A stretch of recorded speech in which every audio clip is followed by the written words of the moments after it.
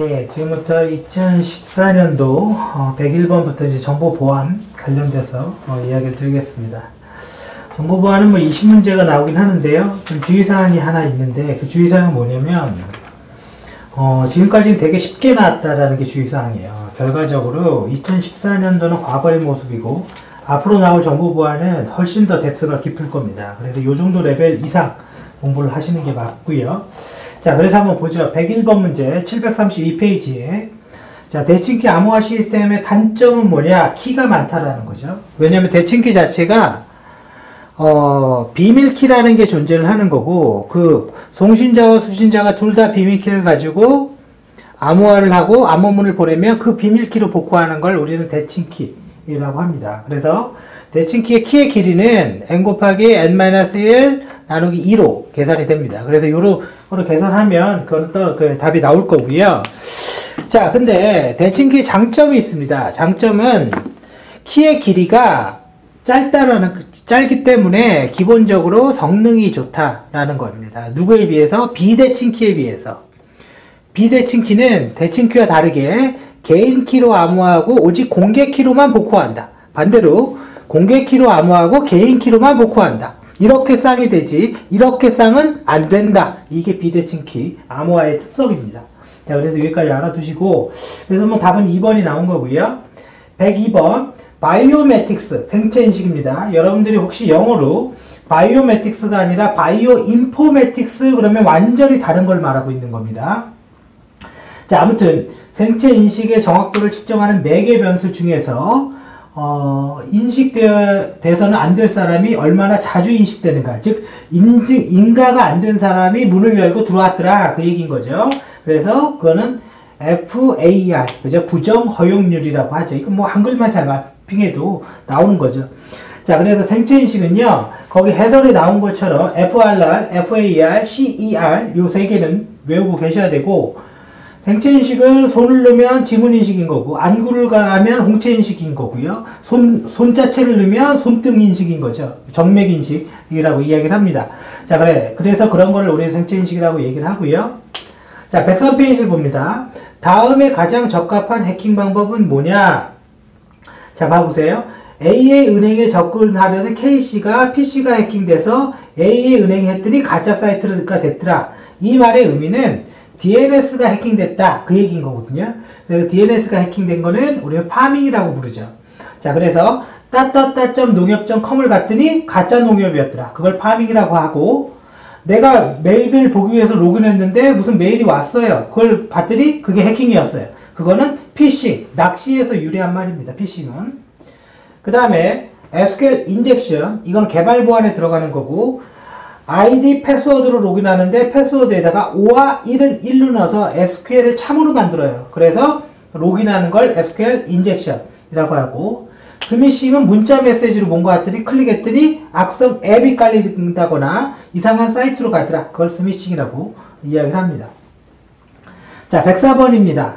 IPsek에 대한 설명으로 틀린 것은 자, 밑에 보시면 IPsek은 헤더가 두 개가 있어요. 하나가 ESP고 하나가 AH 헤더인데 사실은 헤더의 필드의 의미까지도 전부 다 알아놔야 됩니다. 자, 그 중에서 AH는 재사용 공격을 보호하기 위해서 지원하지 않는다라고 그랬는데 여기 재사용 공격이라고 말했는데요. 보통 이런 재사용보다는 사실은 재생 공격 비슷한 말인데 이런 단어를 많이 쓰죠. 그래서 영어로 하면 reply attack이라고 이야기하는 거고요. 자, 이건 뭐냐면 이게 아무것도 아닙니다. 이거는 우리 어떤 회사에 방문을 했는데요. 신분증 내고 출입증 받았어요. 이 출입증을요, 내가 복사를 했어요. 가능하죠? 마그네틱 테이프니까. 그래서 이 사람도 들어가고 이 사람도 들어가요. 이게 재생 공격이에요. 이게. 이 재생 공격을 방지하는 방법은 너 출입증엔 1번, 복사가 되면 2번 이렇게 뭔가 다른 게 있어야 되죠. 그래서 AH는 시퀀스 넘버라는 걸 부여해서 이 넘버를 통해서 이 복사하는 이런 문제, 즉 재생 공격을 방지해 줍니다. 그래서 4번은 틀린 내용이고요. 자, 뒤로 갑니다. 자, 105번 보안에서 파이어월은 굉장히 중요한 주제 중에 하나입니다. 그래서 다음 공격 방법을 방어하기 위한 침입 차단 시스템의 유형으로 가장 적절한 것은 뭐냐? 자, 침입 차단 시스템을 우회하기 위해서 침입 차단 시스템 내부망에 있는 서비스의 요청을 받은 것을 가정하여, 자, 여기에서 중요한 말이 있죠. 서비스의 요청을 받아서, 이 말은 응용이라는 거거든요. OSI 7계층에. 그죠? 하고, 그 다음에 뭐 결합도가 패킷을 전송한다. 자, 그래서 이거는 응용 계층서부터 OSI 7계층을 전부 다 패킷 필터링 할 수가 있는데, 그거를 상태 패킷 필터라고 이야기를 합니다. 그래서 답은 4번이 되는 거고요. 그래서 전 계층을 한다. 그 대신 전 계층을 다 하면 성능은 떨어질 수 있겠죠. 예, 그렇게 되어 있고요. 자, 106번입니다. 다음 중 패킷 필터 방어를 우회하기 위해서 사용되는 공격 기법과 거리가 먼 것은 이라고 했는데, 패킷 필터 방어를 우회하기 위한 공격 기법이라고 했습니다. 자, 여기에서 IPsek이라는 건 뭐냐면, 죄송합니다. IPsec, ARP 스푸핑이라는 건 뭐냐면요. 패킷과는 관계가 없고, 우리가 PC를 보면 이렇게 있죠. 맥 어드레스, 그 다음에 IP 주소. 이거를 우리는 ARP 캐시 테이블이라고 합니다. 그러면 맥 어드레스는 기계 번호니까 뭐 11점, 뭐뭐점 쭉쭉 있고, IP 번호 110.1.1.1 이렇게 있습니다. 근데 결과적으로 통신은 이 맥 주소라는 물리적 주소를 통해서 이루어지는 거예요. 그러면 요거를 임의적으로 변조를 하면 이 IP에 엄한 데로 간다, 그런 얘기를 하고 있는 거거든요. 우리는 이런 걸 ARP 스푸핑이라고 하고, 커맨드로는 ARP죠. ARP-S-A 이런 것들의 명령어가 실행이 돼서 할 수 있는 거고요. 자, 그래서 뭔가 스푸핑이라고 얘기하면 전부 다 변조를 얘기하는 거고요. 자, 그 다음에 1번부터 3번의 지문은 전부 다 패킷 필터링을 하기 위한 IP 계층, 즉 네트워크 계층에서 움직이는 겁니다. 자, 그 다음 107번입니다. 다음 블루투스 공격에 대해서 공격은 뭐냐? 이건 이제 용어인 거죠. 그냥 바로 풀이를 볼게요. 스니핑이라고 얘기하는 건 블루투스의 모바일 기기의 개인정보를 탈취하는 공격. 그 다음에 블루버깅은 모바일 기기를 제어하는 것. 이거는 뭐 신종 용어이기 때문에 여러분들이 이대로 기억을 해 두십시오. 자, 그 다음 108번 VPN. VPN의 핵심은 터널링인 거죠. 네, 이게 뭐 VPN의 핵심인 거고, 터널링은 어렵게 생각할 필요 없어요. 그냥 간단하게 암호화라고 생각해도 됩니다. 패킷을 보내는데 암호화 시켜서 얘한테 보내면 얘만 받을 수 있는 거죠. 해독을 얘밖에 못하니까. 자, 그래서 VPN의 터널링 기술에는 SSL이 있고요, IPsek이 있고요, L2F가 있고, PPTP가 있습니다. 그리고 MPLS라는 것도 있습니다. 이런 게 다 터널링 기술인 거고, IMAP이라는 건 말 그대로 전자우편, 메일에 관련된 거고, 우리가 아웃룩 같은 메일 클라이언트에서 메일을 보내면 메일 서버가 있겠죠. 메일 서버에는 M박스, 메일박스죠. 메일박스가 있고, 요게 기록이 됩니다. 그럼 받는 사람이 이걸 읽어오는 거잖아요. 그래서 요걸 읽어올 때 원본의 내용을 지우지 않고 읽어만 가는 거를 우리는 IMAP 방식이라고 하고, 내가 한번 읽으면 얘가 지워져요. 이걸 팝3라고 합니다. 그래서 이런 내용들을 얘기하는 거고, 답은 2번이 되겠죠. 자, 넘어갑니다. 자, 109번 무선 전송 계층, 즉 SSL이 무선에 쓰이면 WTLS라고 이야기를 합니다. 그래서 WTLS에 대한 설명으로 가장 거리가 먼 것은 이라고 그랬는데, 자, 프라이버시 인증은 제공하지만 무결성과 부인 방지는 제공하지 않는다. 여러분들 이렇게 생각하시면 돼요. 무결성을 제공하지 않는 거는 거의 없다고 보시면 돼요. 왜냐면 무결성이라는 건 내가 데이터를 이렇게 보냈는데 얘가 받았어요. 누군가 이거 바꿨는지 안 바꿨는지 그걸 확인하는 게 무결성이거든요. 근데 어떻게 하냐면, 자, 봐보세요. 패킷을 하나 만들고 내가 여기에다가 체크 비트 값에서 4라는 숫자를 하나 넣어줬어요. 그럼 요런 건 뭘 하냐면, 이 4를 받은 다음에 이 패킷을 나눠봐요. 그래서 나머지가 0으로 떨어지면 변조가 안 된 것으로 약속을 한 거거든요. 이 얘기는 무슨 얘기냐면, 확인을 하기 위해서 주고받고 이럴 필요도 없는 거죠. 그냥 간단하게 보내기만 하면 무결성 체크는 되는 거잖아요. 자, 그래서 무결성 방지 기능은 다 WTLS는 당연히 되는 겁니다.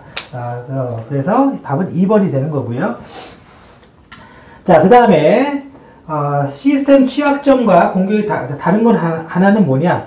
버퍼 오버플로우, 레이스 컨디션, 포매팅 스트링 이런 것들은 전부 다 적극적인 공격. 뭔가 정보를 얻어내는 게 아니라 침입을 일어나는 공격이고 스니핑은 정보만 획득하는 그 공격입니다. 그래서 수동적 공격 방법이라고 이야기를 합니다. 그래서 답이 4번이 되는 거고요. 자, 111번 시스템 보안 설정으로 거리가 먼 것은 이라고 했는데 자, 4번 윈도우의 시스템에서 어드미니스트레이터 계정은 관리자 계정이므로 계정 이름은 얼마든지 바꿀 수 있습니다. 계정의 명은 그렇게 중요한 게 아니거든요. 그래 바꿀 수가 있고 자, 111번에 보면요. 3번에 유닉스 계열의 PAM이라고 있죠. 요게 리눅스에서 접근 제어를 할 수 있는 모듈입니다. 그래서 접근 제어 기능을 가지고 있는 모듈, 소프트웨어다 그런 얘기입니다. 자, 그 다음 112페이지 OWASP 탑 10. 자, 이 약자가 뭐겠어요? 오픈 웹 애플리케이션 시큐리티 프로젝트에서 웹의 10개 취약점을 보고했다 이거죠. 자, 그 중에서 로그인 상태의 취약한 애플리케이션의 피해자의 세션 쿠키와 인증 정보를 자동으로 포함하여 위조된 HTTP를 강제적으로 보낸다. 크로스 사이트 요청 변조, 즉 CSRF입니다. 여러분들 CSRF랑 XS랑은 다른 겁니다. 약간 차이가 있어요. 자, 그래서 CSRF는 세션 정보 갈취, 인증 정보 갈취를 이야기를 하고 XSS는 뒤에 나옵니다. 자, 그 다음에 113페이지 국가 사이버 안전관리 규정. 자, 요 문제가 나올 때 가장 큰 이슈가 수자원공사 해킹 당한 거. 그래서 인증 단계를 경고 단계를 구분한 거예요. 그래서 심각, 경계, 주의, 관심, 정상 이렇게 나눠져 있고 그 단계가 뭐냐? 뭐 그걸 얘기하고 있는 거죠. 그래서 요거는 프리로 확인하시면 될 것 같고요. 자, 그 다음에 114페이지입니다. 자, 이거 개발고안 코딩인데 그 개발고안 코딩을 가만 보면 replace all 이라는 영어가 있죠. 바꿔라 이거죠, 지금. 뭐를? 꺽쇠 이런 거를. 그죠? 이런 거를 기호를 다른 문자로 대처하세요. 이렇게 나와 있습니다. 자, 이 말은 뭐냐? 게시판이 있다고 쳐보세요. 게시판이라는 건 글을 쓸 수 있죠. 내가 여기다 이렇게 써요. 스크립트. 그죠? 실행하겠다 이거죠. alert, XSS. 이거는 스크립트가 기동되는지 테스트하기 위해서 하는 스크립트 문입니다. 그러면 이게 딱 해서 저장이 되면 게시판에 게시물을 딱 뜨면 팝업 메뉴가 메시지 박스가 이렇게 떠요. 그러면 이거는 XS 스크립트를 통한 공격에 취약한 거거든요. 그래서 그걸 대응하기 위해서 지금 replace all을 통해서 이런 특수 기호, 꺽쇠나 이런 거를 대처해 버리는 거죠. 그래서 답은 3번이 되는 거고요. 자, 115페이지 ISO IEC 21827의 제정 목적으로 적정한 것은 뭐냐? 이건 외워야 할 수밖에 없습니다. 근데 단지 옆에 보시면 뭐라고 적혀있냐면 CMM이라는 말이 하나 적혀있죠. 이거는 영어 그대로 보면요. 소프트웨어에 대한 성숙도 모델인 거죠. 당연히. 그죠? 근데 앞에 봐보세요. 영어 플레임에 Security Engineering 이라고 딱 영어로 딱 줘버렸잖아요. 그래서 4번, 얘는 4번에 조직의 보안 공학의 실무와 관리 프로세스에 대한 그저 능력평가. 이거 영어만 해석해서 매핑하면 답 그냥 나옵니다. 자, 116페이지, 116번. 한국인터넷진흥원 기사, 예, 정보보호관리체계의 정보보호관리 과정에 대한 인증 기준의 사후 관리에 포함되어 있는 거. 사후 관리 1등 내부 감사예요. 감사예요, 감사. 네, 보안 체계를 관리 체계를 만들어두고 인증 체계를 만들어두고 인증을 다 받았어요. 그럼 운영을 하겠죠. 운영을 하고 제대로 하고 있는지 다시 한번 확인하는데 그때 하는 게 당연히 감사입니다. 그래서 감사가 1등이고 법적 요구사항 준수 검토는 어떻게 보면 얘는 상시적으로 일어나는 거예요. 항상 법적 요구사항은 상시적으로 해야 되는 것 중에 하나인 거고요. 그래서 답은 1번하고 4번이 됩니다. 자, 117번 문제. 이거에 관련된 주제가 이제 얘네들이죠. BCP DRS 혹은 BCP DRP DRS 이렇게 얘기해도 되고 재복구 시스템의 유형이 Mirror, Hot, Warm, Cold 그죠? 세 개가 있고요. 그래서 COLD죠. 콜드는. 자, 미러 사이트라는 건 결과적으로 똑같이 복제해 두는 거죠. 그래서 수분 내에 복구할 수 있는 거를 얘기하는 거고요. 그 다음에 핫 사이트는 자, 주센터가 동일한 장비를 갖춰두고, 그죠? 준비해두는 거고, 여기에서 미러와 차이는, 미러는 실시간으로 데이터까지 다 싱크를 끝내버리는 거고요. 그 다음에 웜 사이트는 일부 장비, 그러니까 완벽히 복구는 안 되는 거죠. 그 다음에 콜드는 기반 시설, 전기만 깔아놨다고요. 자, 그런 식으로 기본 하는 게 콜드. 그래서 콜드는 재복구 시스템이라는 말을 잘 하지 않습니다. 얘들은. 그래서 답이 1번이 됩니다. 자, 그 다음에 118번. 다음 중 조직 내 정보보호와 관련된 활동을 평가, 지시, 감독, 소통할 수 있도록 정보보호 거버넌스의 개념과 지침을 제공한 표준. 외워야 됩니다. 이거는 뭐 어쩔 수가 없는 거고요. 그래서 ISO 27000 패밀리. 여기 패밀리에서 27001이 ISMS입니다. 그래서 그거 기억해 두시고요. 그 다음에 5번, 6번, 그 다음에 뭐 11번까지, 18번까지 이거는 기억을 해 두십시오. 자, 19번입니다. 이제 개인정보 영향도 평가. 자, 이거는 개인정보 영향도 평가는 개인정보 취급에 대한 불이익 때문에 의무적으로 시행이 되는 거고요. 그래서 뭐예요? 5만 명 이상, 50만 명, 그 다음에 100만 명, 그죠? 이상의 개인정보를 운영하는 거는 의무적으로 영향도 평가를 받아야 되는 거고, 이건 법의 문항입니다. 받아야 되고. 자, 마지막에 120번. 어떤 위험이 있어서 대응을 했어요. 대응하고 남은 거, 이걸 우린 잔여 위험이라고 하고, 이걸 대응했더니 다른 위험이 만들어졌어. 이건 파생 위험이라고 하는 거겠죠. 이건 기본 뭐 용어인 거죠. 그래서 답은 3번이 됩니다. 자, 그래서 뭐 간략하게 보긴 했지만, 사실은, 기존 문제도 물론 중요하고, 앞으로의 문제는 점점 더 어려워질 겁니다. 그래서 이 20문제는 여러분들이 100점을 받으려고 해야 돼요. 이거는 특별하게 지금까지 어려운 게 없고, 또 어려워져도 대응이 충분히 가능한 거거든요. 그래서 이 내용은 좀 20개 다 맞는 걸 목표로 학습을 하시기 바랍니다. 예, 이상입니다.